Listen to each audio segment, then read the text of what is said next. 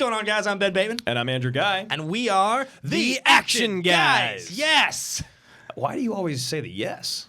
Are you that hyped? I'm excited. I'm so, honestly, I am so freaking excited to talk this episode. This has been like 4 years in the making. This has been 8 years in the making. Yeah, this is our friendship. This is the beginning to the end. This is the ending of Return of the King, but it's not because it ended 6 times. So we'll be back next week with another episode.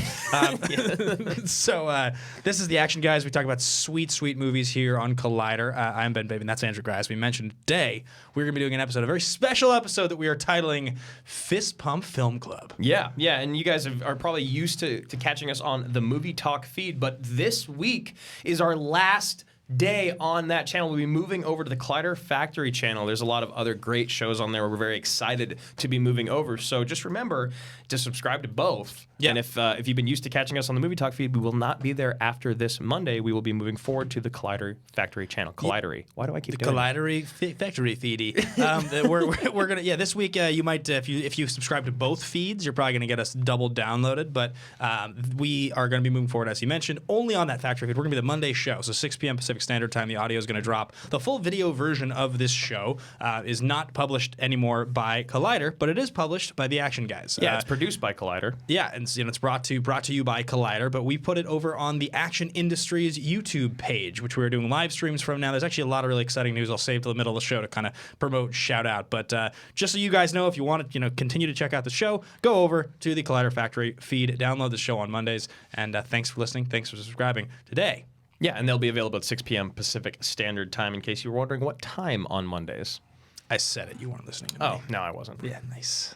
Should we start over? No, we shouldn't. Because we're going to talk about Boogie Nights. Yes. I mean, there's been a few movies in our friendship that have been like staples of our friendship. Obviously, one is clearly Boogie Nights. The other one is Warrior. Is Interstellar the other one? Or is there like an older movie because I feel like there's 3, right? Well, there's more. There's like 200 of them. I would say that the defining movie is Warrior because it's there's so many things that I can think of. Our friendship to the team that made it, to the cast, just sort of how many cool experiences came from it, all that. How many bad life experiences have been brought up by that movie. And Warrior is also the movie that was sort of our favorite. It's like our baby. A lot of our fans have told us they had never watched it, and it's become one of their favorite movies. So, but I would say Boogie Nights is a close. The counterpart, the closest, because it's the movie that is and has been our favorite collectively since I've known you. Yeah, I mean, it arguably might be my favorite movie of all time. It's ironically, we both think Warrior might have moved up to our favorite movie of all time. For me, it's got to be just the 3. I think it's just Gladiator, Warrior, and Boogie Nights.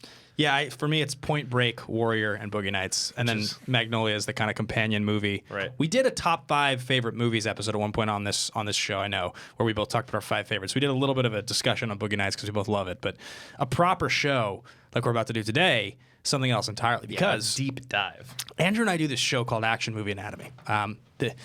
When it all began. Back in 2015, we started this podcast called Action Movie Anatomy, the two of us, and it was over on the Popcorn Talk Network, which owned and run and started by Kevin Undergaro and Maria Menounos of giant television host fame. Yes.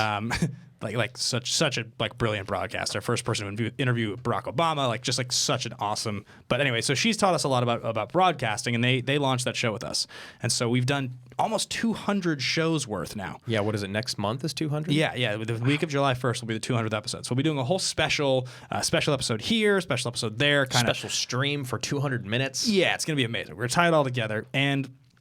When we established the rules of that show, it's action and action adjacent movies. Yep. There are certain kind of a brand of movies that we didn't feel like we could ever cover. And as much as we talked ourselves into it, Boogie Nights was going to be a pretty tough sell to ever make on an action movie show. Like, it would have been the definition of us being like, well, we don't give a shit what the show format is and what we've held true to for 4 years.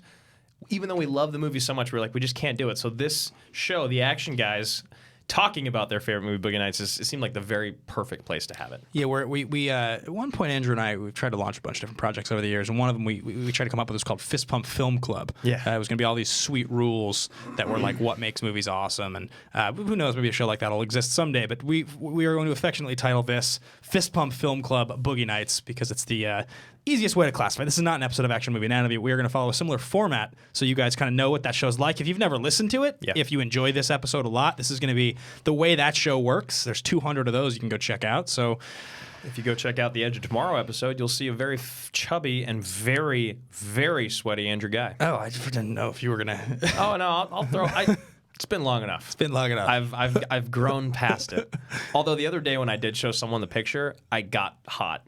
I started sweating and I was like, Jesus. It's my favorite. My favorite was his response. He was like, because I kind of told him about it. He was like, oh, really? And then I showed him. He's like, oh, whoa. Yeah. Wow. What's funny is I'm skinnier. You and Roxy are both chubbier. Yeah, we really are. Like we look like babies. Yeah. Like Roxy and I, like it is funny. We both have really grown up in those last 4 years. Yeah, it's a long time. So, all right, guys, couple quick plugs and social things to shout out before we get into the full episode here. You guys can find me personally at Ben Bateman Media. You guys can find me at Andrew Guy. You guys can find the show at Team Action Show. These are all going to be Twitters and Instagrams. Go follow. There's content being pushed out there all the time. We have this amazing team, Action Industries, who are pushing out incredible content, supporting this brand and making it happen. We just tried to do a private chat with the generals of the Patreon. We couldn't even start a Google Hangout on our own. We couldn't. Thank We're God so they inept. came in and saved us last minute. So Twitter, Team Action Show. Instagram is at Action Industries. Do not forget to check out our Discord through patreon.com/Team Action. There's Alex McFarlane and Eric Frederick are running that. They're doing a phenomenal job. And lastly, our YouTube page. It's just youtube.com/Action Industries. Ben have started a venture into live streaming. Pantsless live streaming. I started the first one pantsless. Yeah, but the camera's not. Don't worry. It's completely off the camera. Yeah, it's fake news. I was wearing. But the streams have been amazing. They really have. They've been so much fun. We've done them. We've done two now. They're both for a little over an hour. You did one solo yesterday. Sunday we did one together. And it's awesome. It's a way to kind of to talk to Ben and I on a more personal level. You can ask us questions, anything about movies that are coming out, the Schmodown, our personal lives. I showed a picture of me when I was 19, when I was like 50 pounds heavier than I am now. I had never seen it. You got a real reaction from me on camera. I couldn't believe I'd never shown you. Yeah, you look like you pumped yourself full of air. And ate myself. Yeah, well, like no, both of them. The shape of your head is round. It is. As you used to say. I have moon face. As we used to work together at a restaurant. My face is a moon. It was.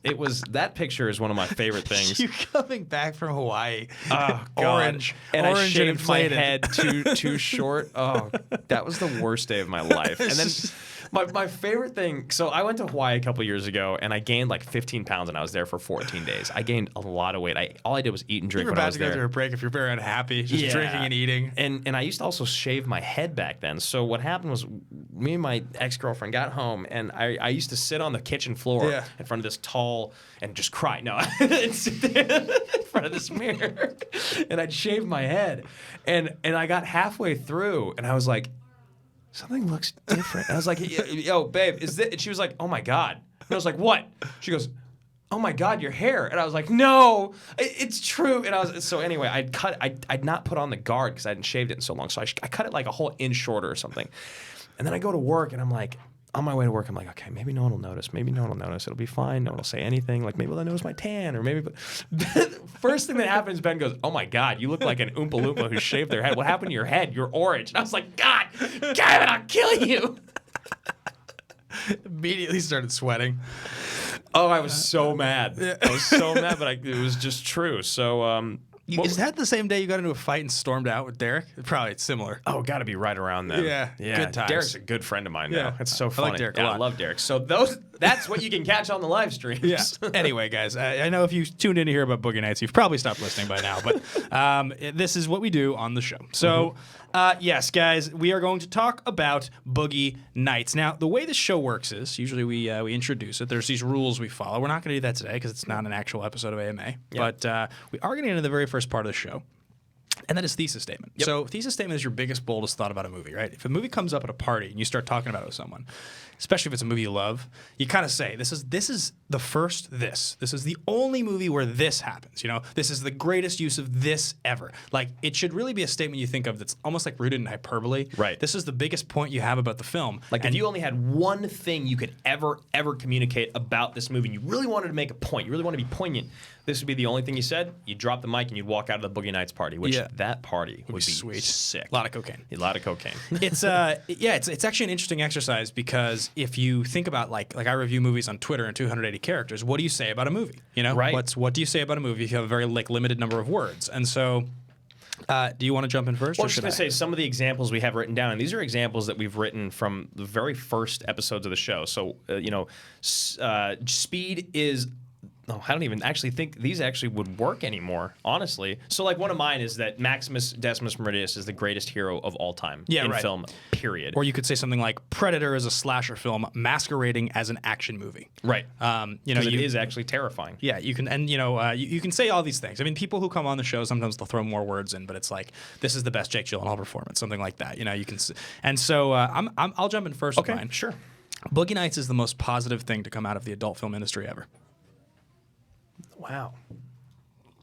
That's interesting because I haven't seen the Netflix documentary or whatever where it's like after porn ends or after the camera stops rolling. It's all about the life after being a porn star. Like don't get me wrong. There are movies that deal with the adult film industry. Oh, for sure. There are documentaries. There are sympathetic looks at it. There are people like Sasha Grey or Mia Khalifa who have gone into acting or broadcasting careers where it's like, I don't think of the adult film industry or sex workers as like the most negative thing. It's like, there's obviously a seedy underbelly to that world and in reality, but this is arguably one of the greatest movies ever made, in my opinion. It's my favorite medium film is my favorite medium, and it might be my favorite movie ever. It's close to it, and so I can't feel like there's anything else that's even touched this in terms of its impact. And what I love about that, your thesis and the movie, is that it's not, they don't sugarcoat it. They really don't. No. They cocaine coat it, which is it gets really, really awesome and really fun, and then there's a huge crash and come down. And then depending on how you deal with it, Todd Parker or Dirk Diggler, your life goes one way or the other. And that's one of the reasons why Requiem for a Dream is one of my favorite movies of all time. Now, it is very hard to watch,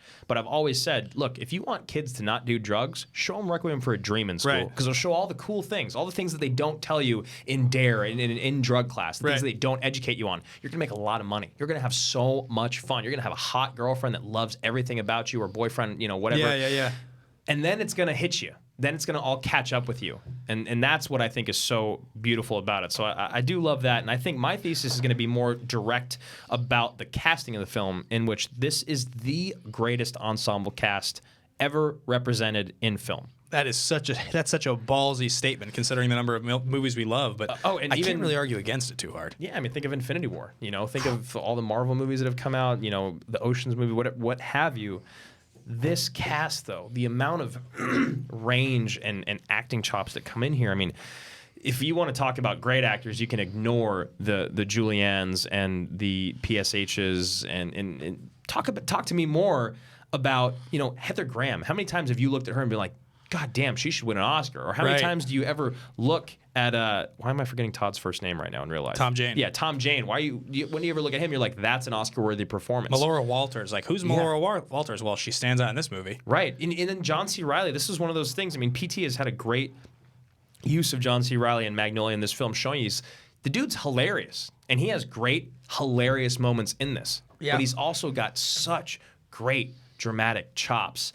Everyone, Burt Reynolds, Mark Wahlberg was born to play this role, So that is 100% my thesis statement. Yeah, I could go on and on and on and on about the cast in this movie. I mean, there's so many, William H. Macy and Alfred Molina, and it's endless. The cast what's his wife's name? Is she you're talking about William H's wife?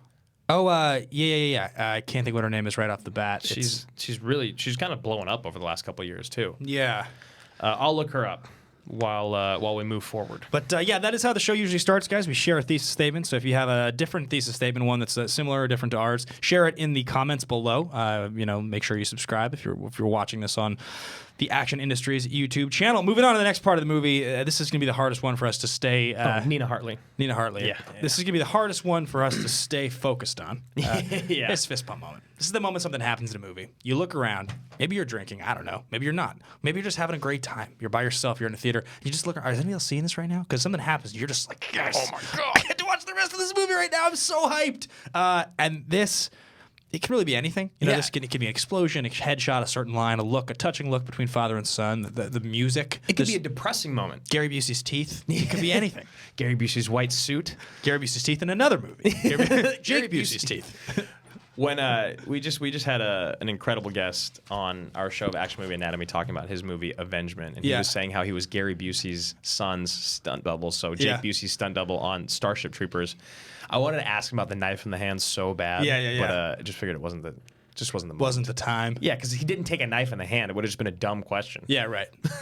But I really wanted to talk to him about it. Well, I asked him about Point Blank, and he wasn't really in the movie. So yeah, he was like, I was there for like 2 days, and I didn't even. So, I will start first with this, and you know, the way that I was introduced to this movie is my friends told me about it in college, and I watched the drug deal gone bad scene maybe 10, 20 times before you ever seen the movie. Ever saw the movie. I was just so mesmerized by it. There was something so beautiful about it. And it's really tough for me to kind of pick a moment because I love when William H. Macy kills himself. That's honestly, it's one of my fist pumps because it's when everything starts to change, the 80s.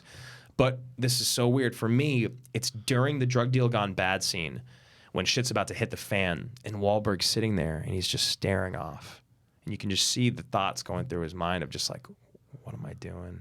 How did I get here? And he's not doing anything. He's not even, you don't even see those. He starts like smiling kind of. Yeah, and he's just gone. It's not like he's trying to emote these thoughts, but in your mind, you as the viewer do so much work for him because you're like, you'd be thinking all the same shit, you know, and you just saw how bad it could really be for him earlier. Right. So that moment when he's sitting there and just staring off every single time, it just brings me right back to the center, like right back to center. Just beautiful, pure filmmaking, great acting, great cinematography, the writing, the tone, the music, everything about it for me, it just all comes together right there. Yeah. And every time it happens, I just feel like full. Yeah. I don't know how to explain it any other way than that. I mean, again, this movie has endless numbers, and I could pick a scene, I could pick a moment from any scene, and it could be my fist bump moment. Yeah. Because there are just so many. But I think if I was gonna, I'll expand it beyond a single moment, and I will say that my fist bump moment in this movie is the pool party. Yes. And it's because the movie opens, and Dirk has this really intense, really sad scene where he runs away from home, and it cuts immediately from this really dark moment to him showing up out in wherever it is, like Reseda or something. Or he lives in Reseda. Yeah, it's the valley. It's somewhere in the valley. Mm-hmm. He shows up at Jack's house, and he knocks on the door. Oh, my God. And this party starts. And from the beginning of the party all the way through the end of the night when they're in the hot tub, and he talks about he's been thinking about his name. I think that's the scene. He talks about Dirk Diggler, isn't it? It might be the next one. Okay. Or is it that one? I can't. We should know this. I think it's the next one. Because this is when he first meets everybody. Yeah. But like him showing up and the look from Philip Seymour Hoffman as Scotty J when he looks across and he sees Dirk, and Dirk first meeting Reed when Wahlberg first meets John C. Reilly. That might just be my favorite moment in the whole movie. When he just first sees him and he's like bartending and he's like making the worst margarita ever. And he's like, you ever worked out at Duke's? Oh, wait. I would have seen you. I'm there every day. Yeah. How much did you bet? How much you bet? I asked you first. Same time? Cool. They say that neither of them says it. That he's like, you ever see that movie Star Wars? Yeah, like 5 times. People tell me I look like Han Solo. Their interaction in that scene, I've gone back to and watched so many times because it's just like, this is just beautifully stupid, funny, and incredible. It's so well everything. You've got the touch. That's the other one that I was just like, it's so good and so bad. But I actually, in that scene, in the You Got the Touch scene, I actually like Feel My Heat more. Oh, yeah. Because... One more time. Yeah. Feel my heat. Okay, let's lay it down. The heat will rock you. And I love... I also love in the pool party scene how they cut to the first person view of Scotty J. That's amazing. Seeing him for the first time and Yeah. like walking over and being all awkward. There's that word on films too. Yeah.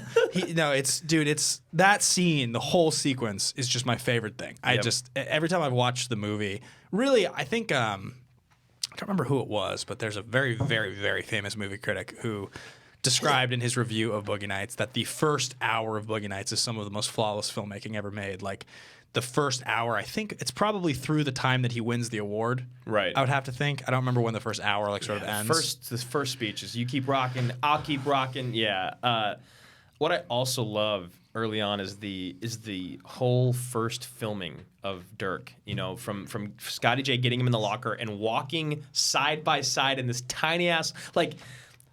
I know that PT probably would have gotten there, and maybe him and Philip Seymour Hoffman got there together. Yeah. But I guarantee you, PSH was like, I think I know how I can make this like even more weird and pathetic. Is if like every door, I don't know whether I go first or second, and then like we try to squeeze through this hallway. Like it's just so beautifully shot. My backup fist pump was that Scotty J is the greatest character performance of all time. That was I decided it's too extreme to say, right? But that was my backup thesis. It really is. It's really so good. And then what I love is the acting. The horrible acting from Julianne Moore as a porn star. When you realize that the whole rest of the movie, she's a brilliant actress. Yeah. Like, it's incredible. What does she say when she's like, just as I thought. Yeah, just as I thought. That's a huge cock. Yeah. Something like that. You're like, so it's so bad. Yeah, the movie is unreal. The fist pump moments. That's the thing is I feel like we went through every scene. We would find one moment in every single scene that we would lose our shit and we'd want to talk about. So if you guys are watching this, he's Chinese. Yeah. If you guys are watching this, leave your thoughts in the comments below and let us know what is your fist pump moment, what is your thesis statement. We're going to continue moving through to the next part of the show, and that is star profiles. So, yeah, this is a fascinating one because Mark Wahlberg he'd only been in 3 feature films total before doing this. Everything else that he'd done was all New Kids on the Block and Marky Mark work, which is also like.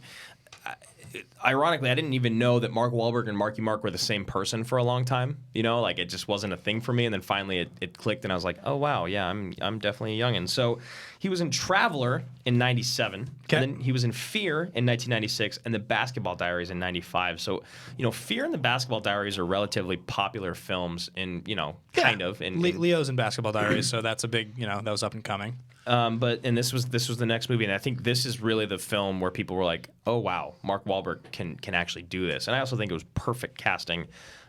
Next up, incidentally, Leo turned down the role, which is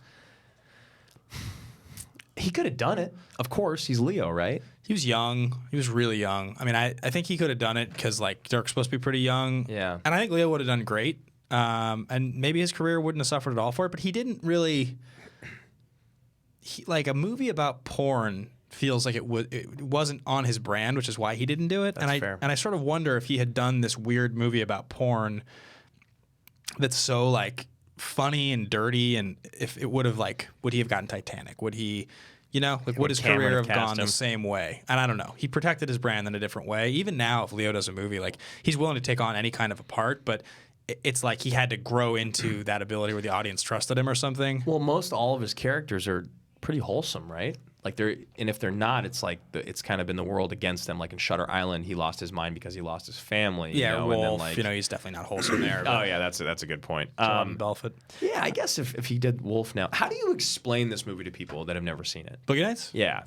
Do you tell them it's like a movie? Because I think what mine is like it's a movie that focuses on like the porn business and its relation to drugs in the 80s, but it also has like a beautiful story arc with like I have such a hard time describing what this movie is to people. I don't find myself describing it to people very often because I think at this point it's become almost like this sort of like folklore legend movie. Like every true movie lover loves this movie. Mm-hmm. I think I interviewed Dennis Haysbert and Mike Coulter recently, and they both of them recited as one of their top 5 favorite movies. Just incidentally, I was asking about something else. I was asking about Heat, I think, right? Because that's one of my 5 favorites, and they were both like, "Yeah, I think Boogie Nights." So yeah, I think Boogie Nights is top 5 for me also. Like everybody loves this movie. Yeah, and even Jesse Johnson, you know, who was on our show earlier, the director of Avengement, he was like working with Paul Thomas Anderson, is one of the greatest directors I've ever worked with. Yeah, and he loves Boogie Nights. I think if I was going to have to describe this movie to somebody, I would say is it's a bit of a fairy. The first half is a fairy tale about the porn business in the 70s when it represented something different than the business it became, and the second half is a dark film about drug use in the 80s. Yeah. And it's ultimately a film about a family of misfits coming together. Yeah. You know, I mean, that's what the story sort of is this they're all this like weird, you know, mismatched, kind of taped together family. But on the other side, you've got Burt Reynolds, the three films, Mad Dog Time, 1996, Meet Wally Sparks, 1997, and Bean in 1997. Burt Reynolds' career had kind of gone off the rails in a big way, and obviously, rest in peace, Mr. Reynolds, earlier this year. Yeah. But he really didn't want to do this movie, and he thought it was a bad script, and he didn't get it, and he complained a lot. He was a nightmare, I hear, on set in the sense of he was just never satisfied. He thought it was just like kind of the same way that Tom Hardy has been known for in a lot of his movies, including Warrior. Like sometimes you're just too close to it. You can't really take a step back, and that's why you're an actor and not a director. Right. And the director's just sitting there like, just trust me, man. Just trust me. Gavin O'Connor, PT, same thing. Yeah, it was like, just trust me, man. And Burt Reynolds got his first and only Oscar nomination for this. Yeah. It's a famous experience. This movie came out in 1997. I believe Burt Reynolds in 1997 would have lost to. Let's see if I can come up with this one here. I want to say it's James Coburn for Affliction, but it's possible that it's not. It's actually 1997 would have been. No, it's he lost to Robin Williams for Good Will Hunting. Oh yeah, which God, so good. Yeah, which is like unbelievable and incredible and amazing. Yeah, you can't. I don't think you can kind of go either way on that, honestly, because Williams and Goodwill is that speech in the park about his wife and seeing the world is one of the greatest things. So yeah, he was doing Bean, Meet Wally Sparks, Mad Dog, Time, and he also had 2 TV movies mixed in there. But he never really started. Oh, go ahead. I was gonna say it's a little weird because they're the stars, but we could just as easily have Julianne Moore listed here. We could have John C. Reilly listed here. There's Heather Graham. I mean, there's a lot of stars of this movie. Yeah. It's really an ensemble cast. The only true like star of the movie is Mark Wahlberg. And then it does really feel like Burt is just because he's in the film, he's the dad. You know, he's the leader of the family. So. Next part of the show, we're going to do a couple shout-outs before we get into production development. Guys, if you haven't checked it out, patreon.com/teamactions, where you can get all the information on us. We're running a great promo right now for these amazing gold collector coins. You can get the $25 and above level. These were made by Nick Gilmore. The art was made by Janine the Machine, and they're just the coolest things. If you don't know what challenge coins are, they have a very close relationship to the military. They are because of the military, and go read about it. It was cool in Houston. We had a lot of our fans kind of talk to us about, if you walk into a military bar and you walk up to a table and you put down your challenge coin, you have your hand over it. Yeah. Anyone else that wants to get in on the game, they'll come and they'll put their hand down next to you. Yeah. And then you remove your hand, and whoever has the highest ranking challenge coin, they have to buy you drinks. Sweet. And so my buddy was telling me he has 10 presidential coins for some reason. Wow. So anywhere he goes, it's always the highest ranking one. So he just gets free drinks at any military bar. That's sweet. I don't know how well the action ones will fare for you in one of those instances, but I'd say try it. Real military bar with real decorated officers, I wouldn't try it. I would encourage you not to do it. It would be very disrespectful. We had these things that the highest level we offer in the action Patreon is the general level, and we had a special running on these coins where if you joined at the $25 level, which is the second highest, we was supposed to run through the end of May. We're extending it by a day or two here. So if you happen to hear this on the podcast and you want those coins, go check out patreon.com/teamaction. We just did a live stream on the YouTube. You can go see them there. But let's get into the next part of the show. Yeah. So Paul Thomas Anderson, writer director of this movie, he wrote this movie when he was 18 years old, which I don't even know how you have this much of a grasp of the world at that age. He did a different version of it first, called The Dirk Diggler Story. It's like a short that he shot, and that was the first thing he ever did. It's like his college film. It's out there somewhere. You can find it, but he ended up obviously expanding it as his second film. The film that he did before this is a movie called Hard Eight. It was originally titled Sydney. Yep. And it's kind of it's like a Quentin Tarantino-esque sort of dialogue-driven semi-crime drama set in Vegas. Really interesting cast for a first feature. I was just going to say, one of the most fascinating things about Paul Thomas Anderson is that he got people like Philip Baker Hall, John C. Reilly, Gwyneth Paltrow, Samuel L. Jackson, and Philip Seymour Hoffman to work on his first movie. Yeah. That's unheard of. Yeah, and they were all pretty established at the time. Some more than others, but I mean, Gwyneth Paltrow was very much doing it. Samuel L. Jackson had been in Pulp Fiction a couple years earlier. They were all on the path. So, he makes that movie, and he hates that movie. He hates it because he lost a lot of the creative control to the studio, and they renamed it, and they took a lot. So he's now that movie is not regarded very often as like the movie of his people know, and it's fine. I've seen it. Yeah. I like it enough. It's fine. I've never wanted to go back and rewatch it. Yeah, I don't really remember it all. I watched it once in college. It's probably under the influence of certain. Yeah, you were drunk. Psycho. I was. And then so after that he does. I believe he's known for doing a decent amount of shorts, but then the next full feature film he does is Boogie Nights in '97, and it's really interesting if you watch any interviews with Paul Thomas Anderson. He's kind of like the bad boy of filmmaking and writing in the sense of he just wasn't going to follow any of the norms that had been kind of laid down for the last century in filmmaking. He was like, well, if it's good, it's good.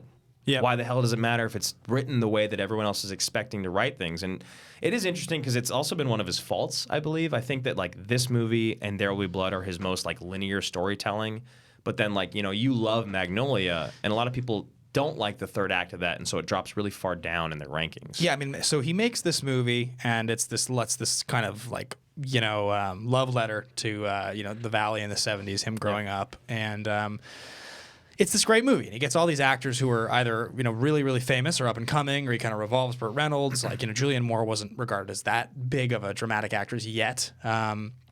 And he gets these great performances, and this movie is really, really, really well regarded. Everybody kind of loves it. It became a cult classic, and so a few years later, he comes out with Magnolia 2 years later. It's like 2 hours and 40 minutes. It's this huge, sweeping movie. He gets huge cast because he's got a lot of freedom, and he makes this really long movie that ultimately has as many great scenes in it as this movie. It's just long. So many good scenes. It's long. It's got a great cast. The story is convoluted and it has a weird, nonlinear ending. Yeah. That I love Magnolia almost as much as I love Boogie Nights, but they feel in a lot of ways like they represent a period in his career where, like, it doesn't. When I think about the rest of his career, I always think about these two movies as like this one moment in time. Yeah. It's like Hard Eight, totally different thing. Like he was getting his legs, they were just letting him try something, and by the time he made his next movie, the time he made Punch Drunk Love.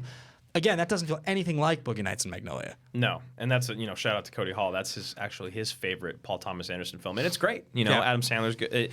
It's definitely not as popular as a lot of his other films. And I remember my mom watching that when I was a kid, kid-ish, and she just turned it off halfway through. Yeah. Makes sense. It's not a movie that my mom would like. It's kind of a weird movie. It is. He's kind of a weird character. Yeah, he is, and the whole thing is interesting. But God, does that guy know how to use Philip Seymour Hoffman?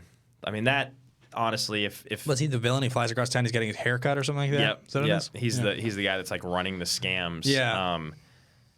We Ben and I have talked a lot in our careers reviewing films about actor-director combos, and honestly, I think if Paul Thomas Anderson and Philip Seymour Hoffman got another 10, 15 years, it would have just been magical. Lights out. Yeah. The last movie they made together, The Master, which was one of the last films that Philip Seymour Hoffman made, has kind of gone as one of the most underappreciated pieces of art of its time. Do you like that movie? I really like it. Yeah. Really? I think I need to watch it again. I was recently on Sending the Wolf with Clark Wolf, and I think we might have either talked about it on camera. I can't remember. We definitely talked about it that night.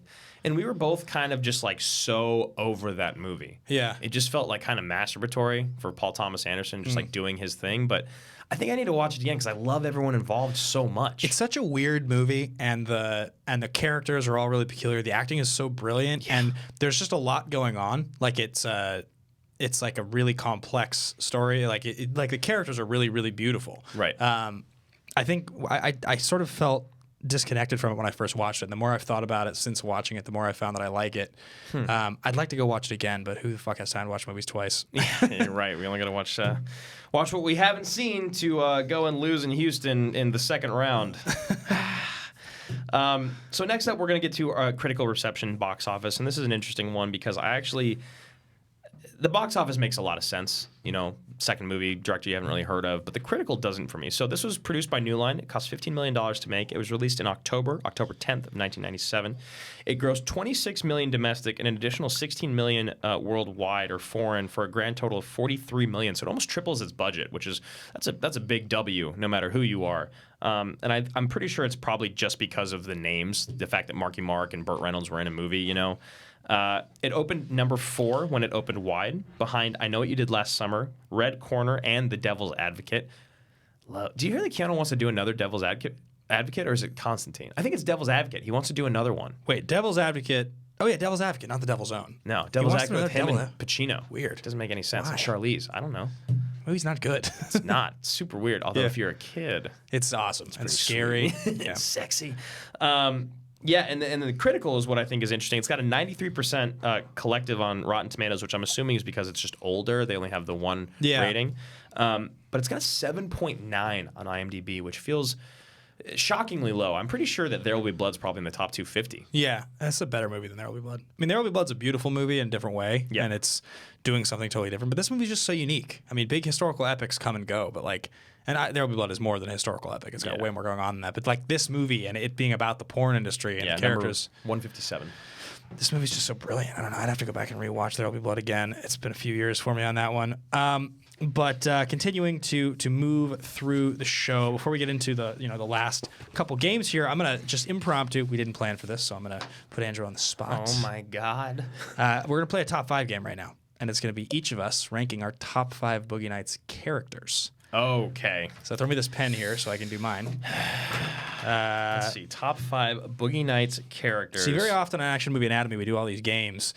We do games like overly rated, underrated, or properly rated. We call that oversieged, undersieged, properly sieged.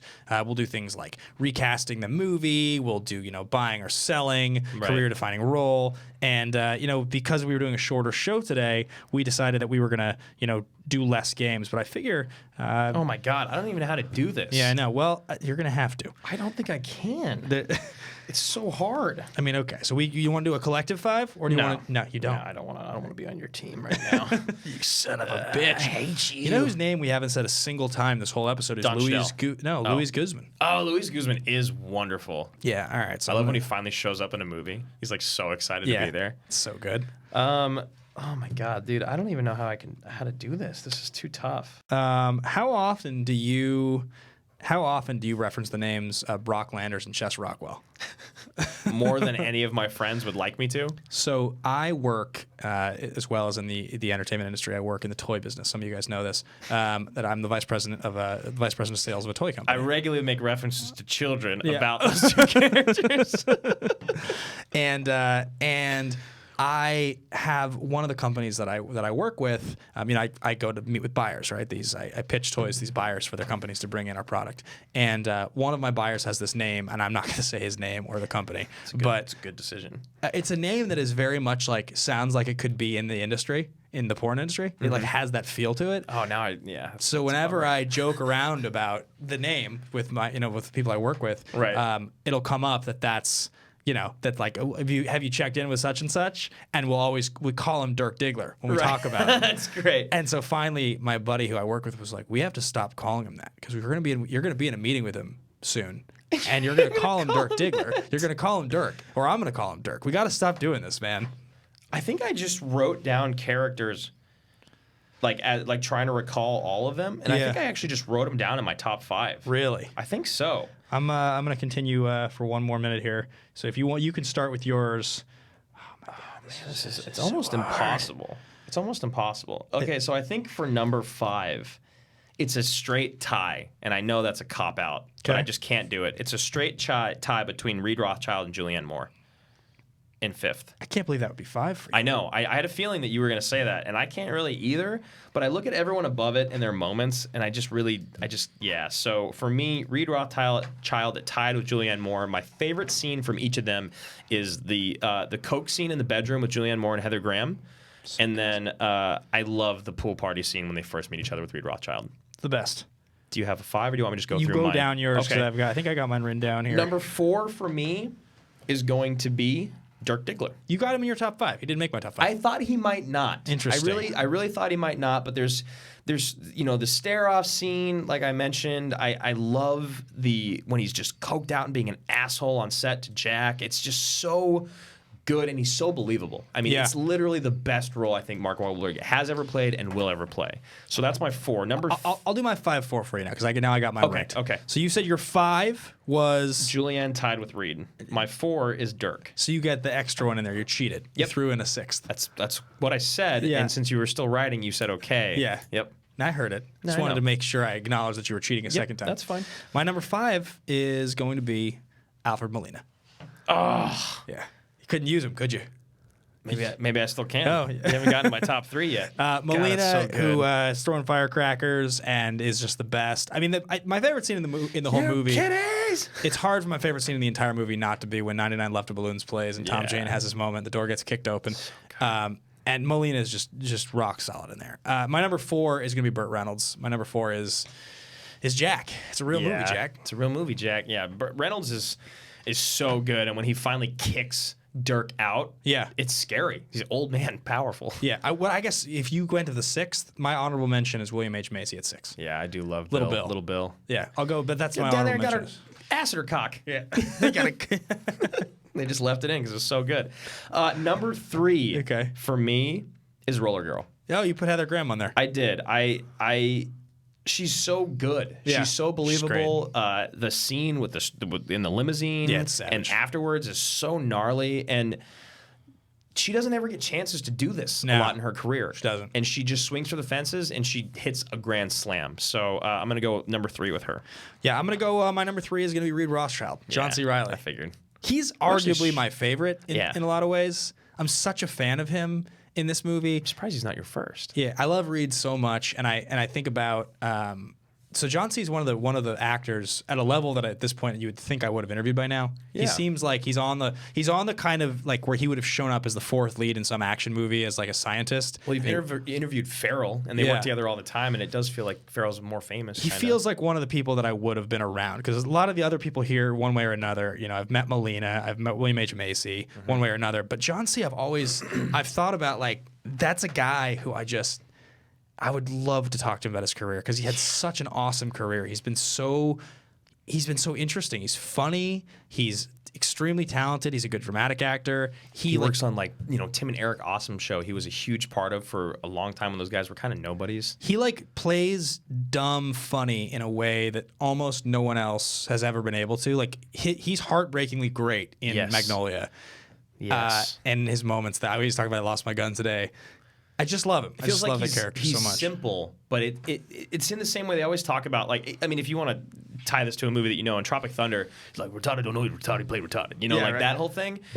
That's what's so great and endearing about the way that John C. Reilly plays his characters in Reed Rothschild and in Magnolia is he's kind of a simpleton. Yeah. But he's so earnest and genuine, and he doesn't play them like they're dumb. He plays them like they're at the top of their game. Yeah. But they are dumb. And they are a magician. Stupid. Yeah. Naughty candy. I love Reed so much. Oh, man. Okay, so my number 2. Mind your business, Scotty. Yeah. My number 2 is Todd Parker. Todd Parker? You know what my favorite things is? In the montage where they're doing drugs, just before they go, every time they keep cutting to the same scene of him walking in with the drugs. Todd. They just keep saying his name. And it's like they get more and more agitated. Yeah. Where the hell were you, man? Yeah. In the last one. Todd Parker. Never will Thomas Jane do anything so good in his career. And that's not a slight on Thomas Jane, but the way that he plays this character, the scene when he's super coked out and he goes nuts, it's just perfect. And even the first time you see him at the party, you're like, this guy's a douchebag. Yeah. He's trouble. It's so weird how actors, they get their moment, and it's almost like it doesn't really matter the age necessarily. It's like they get their moment at 50, but it's like, generally speaking, men, I should say, because it's different for actors and actresses, but men get their moment somewhere in their 30s usually. Maybe they've been in a teen movie or some stuff in their late 20s, but very often you'll look at someone's career, when did it really take off? And it's like, oh, they were 34 when they made that role you remember, and then they've got 10 years or so where they're sort of like that guy. Yep. And I remember when his career was sort of starting and taking off, he gets Punisher in there. He did that movie Stander, I think it was called. Yeah. Right. And like he's in a few things for a little while, and the whole time you're kind of like, all right, Thomas Jane, you guys are trying to make him a thing. You look back on it, you're like, he was almost a thing. He really was. But not quite. And I don't know if it's because of maybe just this movie was just the perfect thing for him. Maybe like the way that him and PT worked together. Maybe the ensemble cast elevated him. Yeah. There's just something about him in this moment. It was just perfection. Yeah. Yeah. I'm a big fan of Thomas Jane. He's another guy. Never met him. Never interviewed him. But I think he'd be fun to talk to. I've heard he's kind of weird. He goes to Comic Cons and he walks around barefoot. Really? Yeah. That's this thing I've heard of. Wouldn't say anything to him. Yeah. Maybe offer him my shoes. Yeah. But because of the Punisher thing, I think he's like a staple at these things. Oh, that's cool. Because did you ever see Dirty Laundry, the thing from 10 years later, the like extremely violent short someone made? No, but I do love that Punisher movie. Oh, you can't believe you never watched this. No. He like 10 years after, it was like a fan made thing of him as Frank Castle, like doing his laundry, and there's like a robbery that's going on down the street, and he like for 10 minutes gets to be Punisher again and just like kill a bunch of dudes. Oh, really? You've never watched this? Oh, you should go. Is it on YouTube? Yeah. Yeah. Okay, I'll definitely watch that. What's your number 2? My number 2 is gonna be Julianne Moore. It's because for so many reasons, because she's probably other than PSH the most purely talented performer in the movie. Yeah. She shows it off. The scene like in the courtroom. I was just gonna say afterwards. And then when you see her and she's crying outside the courtroom is just so brutal. And her relationship is kind of weird and motherly with Dirk and Heather. But she plays those scenes so well. When she's coked out with Heather Graham, it's incredible. And when she first meets Dirk, like there are so many scenes. There are just so many moments. I love her in this movie so much. Amber Waves. She's such a mother to everyone but her own kid. Yeah. Is what's the saddest thing. She's really foxy. Yeah. Yeah. God, it's so good. My number 1, Scotty J. Scotty J. It's just... Believe it or not, my number 1 is obviously fucking Scotty J. Yeah, of course it is. I mean, I'm a fucking idiot. I'm an idiot. Like, everything from walking down the hallway to the kissing him out by the car to even just buying the car to the... Look, everything he does is perfect. The best thing. I like your name a lot. Your name a lot. Yeah. It's the best thing ever. If I was ever gonna, again, that's a sad one. Never got to talk to PSH. Ever got to talk to him or meet him? I don't know how I would not be able to bring up Scotty J as the very first thing. It's between that and being the nurse in Magnolia. Phil Parma. Yeah. Which one edges one out? Oh, 100% Scotty J. 100%. Yeah. I mean, don't get me wrong. Like, it's not like it's not close, because as Phil, there are a lot of scenes in Magnolia that he has. Like, I love when he's on the phone ordering the groceries, and like they ask him the question at the end if he still wants the groceries after he gets the porn magazines, because they think that he only ordered the groceries to get the porn magazines. And like, I love that he's on the phone with Cruz, and he's so excited. And Julianne Moore walks in, she starts slapping him and hangs up the phone. He starts crying. Yes. His scenes with Jason Robards are unbelievable. Like, it cuts to him like when Cruz is having his like crying moment just before, and I think he's like you cocksucker, and he's talking to him, and it cuts to Phil Hoffman, and he's just like shows his face, and he's like, he's like, oh. Yeah. Jesus, like that guy is the real deal. He's like truly one of the saddest stories in Hollywood, because he could have won 5 Oscars. Yeah. By the time he was retired, and yeah. Even all the way down to, and obviously this isn't his choice, this is just brilliant costume design, but his wardrobe and the way he wore it. Oh my God! In Boogie is so good. Everything's too small and too tight. All the when the 3 of them go get their clothes, the bell bottoms. Comes down, he's like, he's like so upset. Yeah, I love it, and he plays his character exactly and intelligently the way it should. You know, he's not flamboyant, he's not over the top. It's just brilliant. We probably, in the same way we've now done a Warrior watch along, need to do a Boogie Nights watch along at some point. It seems, because that's the only way I could really get behind being able to talk about every moment of this movie that I want to talk about. There's just so many moments. Just like, I'm looking at our next game we play here on the show, and it's favorite line. Yeah. And how do you pick one?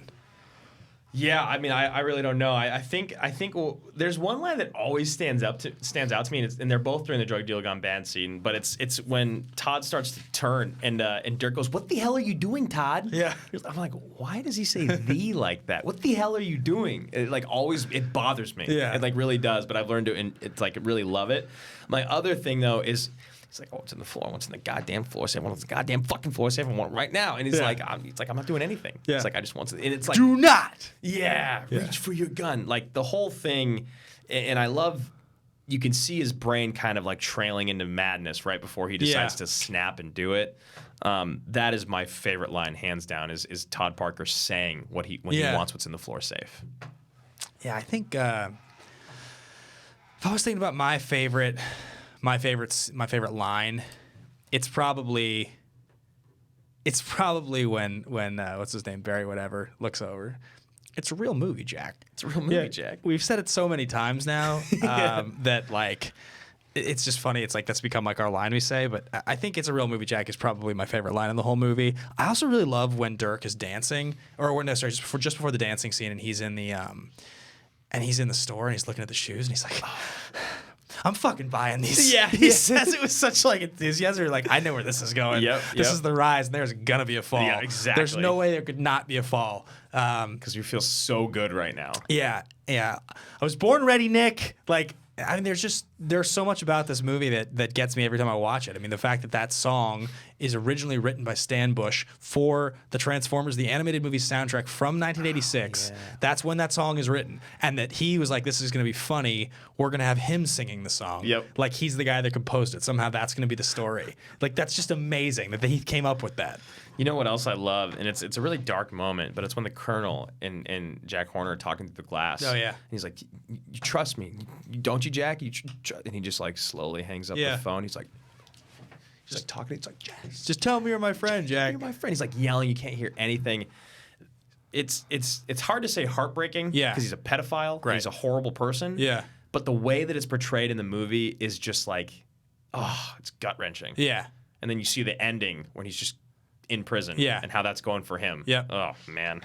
God, this movie's insane. It's insane. Yeah, it's got all the intensity. Yeah, so there's no AMA question, which is normally something we would do. But if you guys go over and watch Action Movie Anatomy, you will get thesis statement and top 5 and favorite line and fist pump on all the games that we're playing here, because that is the show that we do that on every single week. To make it clear, just in case you are a fan of both and you're listening, you're wondering, there is no intention to move that show. That show continues over there. We just were never going to do Boogie Nights on that show, so we felt this was the opportunity to do it over here because we love this movie so goddamn much. Yeah, I think honestly next week we're probably going to do a definitive ranking of the X-Men films on this show, and if not next week, it'll be the week after. But I think that is next week. Yeah, because X-Men Dark Phoenix, which comes out probably this weekend.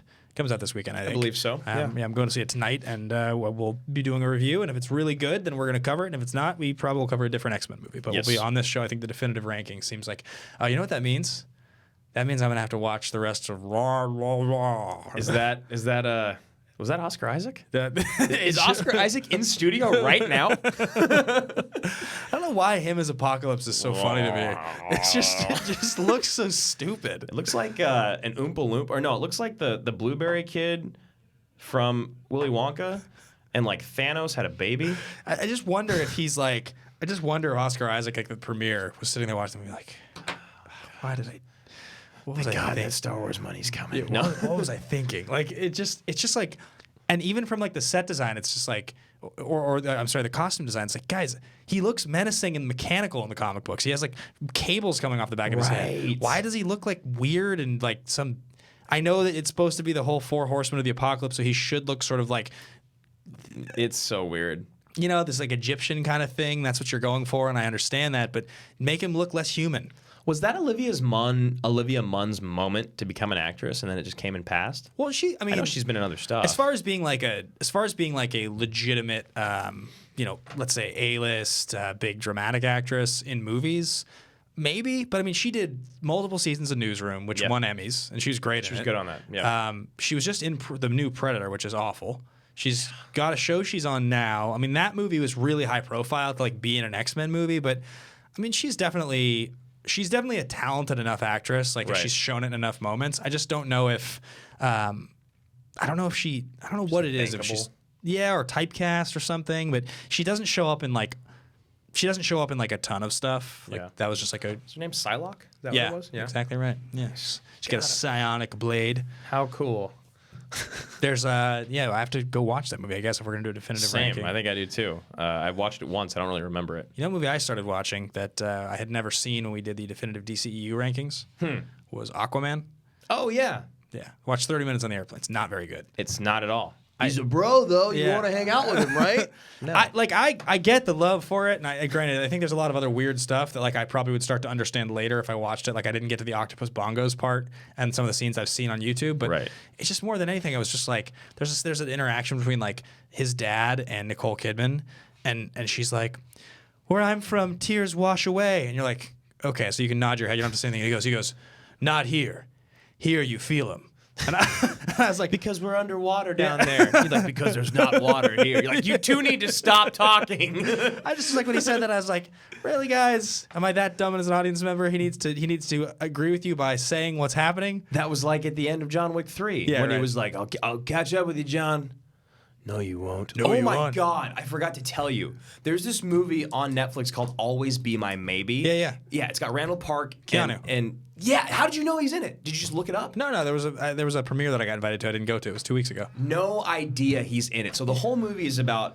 I'm just gonna do this. I don't care if we're running out of time. It's so important. So Ali Wong's got this. She's like this famous chef, and her billionaire boyfriend is like a restaurateur guy, whatever. Right. And he at the very beginning of the movie is like, I'm gonna move to India for 6 months, and we should date other people before we get married to see if we really love each other. So whatever. She's going through a heartbreak, blah blah blah. And then at some point, she finally meets a guy. She's like, I met this guy last night, and he's amazing. He's amazing. And then she's like this huge hickey on her neck, and he's like, you need to come to dinner. You and your girl need to come to dinner with me and him, and it's gonna be so great. And they show up at this place called like Elemental. It's like a sideward square into the ground, and like they're just waiting and waiting and waiting, and who is it? And then all of a sudden, slow-mo entrance Keanu with a scarf and a flare jacket. He's wearing glasses with no lenses in him. He's the ultimate douchebag. That's amazing. At one point, he's like, "What?" He's like, "You want to feel alive?" He's like, "Tell me to dare me to do something." He's like, "I dare you to break that vase over your head." Yeah. He just smashes it over his head. He starts bleeding, and then they get in a fight. Like, dude, it goes off the rails. But I was dying the whole time. It's good, huh? The movie's fine. Yeah, but that that moment with sequence is good. Keanu is the greatest thing ever. That's funny. I knew that he was in it because when I got the release that he was in it, and I was like, oh, Keanu, like maybe I could talk to him, but I was like, I don't know, I don't really want to show up to like a Netflix premiere like to talk to Keanu, and then I don't get to, and Right. Yeah, I guess Ali Wong was just like, I want someone who can kind of be like Asian American, who's A-lister, and of course Keanu's just the coolest dude ever. She asked him once, and he was like, yeah, no problem. Yeah. I'll do it. I'll be a douchebag. Of course, I'll do it. Huge Keanu fan. So, all right, guys, I think that's going to pretty much wrap up the episode. There's one last thing we do here, and it's called which of the 3 action movie categories? Nice, You were trying to get me, weren't you? I was like, I don't think this is gonna. Yeah. Which of the 3 action movie categories does this movie fit into? So the categories are totally ridiculous. That's going to be movies like Face Off or Con Air. They're really silly, but they're still awesome. They hold together just because like quotable, great, enjoyable. Yep. Totally legitimate. There's going to be movies like Gladiator, The Fugitive, Deepwater Horizon, Lone Survivor, something like that. You know, they're action movies. They take themselves seriously and they succeed in that regard. Then the middle category, which is ridiculously legitimate, and that's going to be movies like Predator, The Rock, Point Break. You know, they're strong movies. They're dramatic. They have maybe one element that really grounds them, like a great lead performance or you know some really compelling storyline. But there's definitely some silliness that you get some laughs out of as well. Yeah, maybe like a Hummer and a Ferrari chase throughout San Francisco. Yeah. Middle of the day. You know, it's funny because this movie's absurd in a lot of ways. Yeah. And I think a lot of what makes it charming is the absurdity of it being in the porn industry. But I just think it succeeds so well, I have to call it totally legitimate. I do too. I couldn't agree more. I know that there's moments where like a lesser director or lesser actors would have made it feel like not palatable. Yeah. But it is just done so well and so believable. So I have to completely agree. It is totally legitimate. Totally legitimate. Completely agree. All right, guys, only one last thing to talk about, and that's called The Pitch. Wow. I just did it out of instinct. Yeah. I already pitched it. Yeah. That's something we do on our other show. Usually we say the next movie we're going to cover, and you guys already know that we're going to be doing the definitive ranking of the X-Men movies, so there is actually just the one thing, and that's our general shout-out. Yes. Which is something, again, we mentioned patreon.com. These are the guys, /Team Action. These are the guys that donate at the highest level, and we have a brand new general, Jonathan Peck. Yeah. You know, we salute you, Jonathan, but we also have Andrew Hayes, Paul Denuzzo, Billy Belford, John Getz, and, of course, the infamous and elusive John Patterson. John Patterson, a man with many faces. faces. He's never been seen before. Thank you guys so much for supporting the show. Thank you so much for listening and watching. Check us out every single week on the Collider Factory feed, and the full video for this episode will be available on the Action Industries YouTube page. Bye, guys. Bye.